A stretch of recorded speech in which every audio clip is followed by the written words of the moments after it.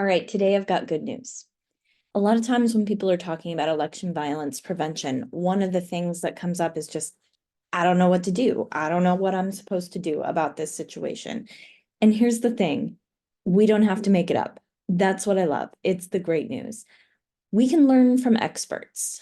There has been a problem with election violence in a number of other countries for many, many years, for decades, actually further back than that, but decades in the modern era where people have been thinking about how to do this kind of work.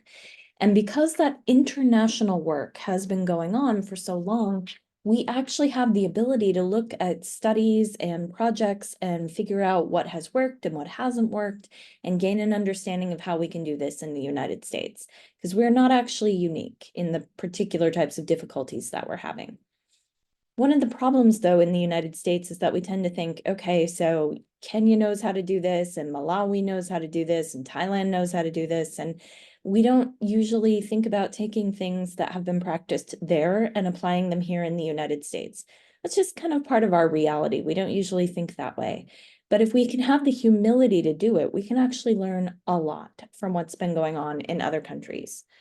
I'm telling you there are experts and that we can listen to the experts. And now I'm going to tell you straightforward, I am not the expert. What I have done is spend a lot of time studying people who really, really know what they're talking about and kind of synthesizing that information and figuring out how to talk with people about it in a way that makes it feel understandable. But if you want to go straight to the experts, then I encourage you to do that. You can check everything that I'm telling you. So here are my sources. I'm going to give them to you. You can look up something called the Gandhi King Academy, and that's from the United States Institute of Peace. The Gandhi King Academy is free. It gives online courses, sometimes in real time where you're working with other students, and other times on your own time where you're live streaming videos. Like I said, totally free, amazing high quality work. They have a bunch of courses that are really good, but one of them is specific to election violence prevention. So check that out. That's the Gandhi King Academy. Another place where I've done some learning is just reading reports, specifically reports from the United Nations and reports from the American Friends Service Committee. So look those up: United Nations Election Violence Prevention, American Friends Services Committee, Election Violence Prevention. These are groups that have been doing this work internationally for a long time. And then a third piece that I've done is interviews with on-the-ground experts, so people who have personally been in these spaces.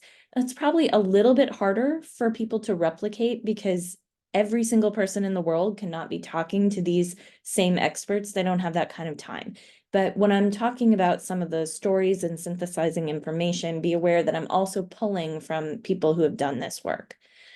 And then the last piece that I can give you is a book, and it's called Electing Peace: Violence Prevention at the Polls. And part of what I like about that one is that it's actually really honest. It talks about what we know and what we don't know and what we think we might know about election violence prevention, but we're not actually sure.